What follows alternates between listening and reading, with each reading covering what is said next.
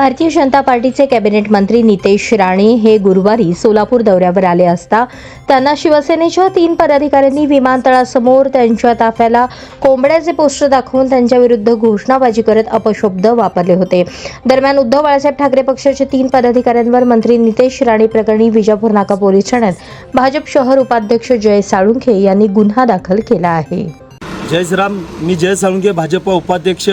काल भारतीय जनता पार्टीचे नेते निलेशजी राणे साहेब हे सोलापूर दौऱ्यावरती आले असता त्यांना काही ओबाटाचे उद्धव ठाकरे सेनेचे काही शिवसैनिकांनी त्यांना अवाच्य भाषेत शिवीगाळ करणे व विचित्र प्रकाराचे चित्र दाखवून चितावणीखोर असे घोषणा देणे, जर घोषणा देत असेल तर आज आम्ही रितसर भारतीय जनता पार्टीच्या वतीने मी जय साळुंखे हे आज कंप्लेंट करत आहे की गुन्हा दाखल करत आहे त्यांच्यावरती।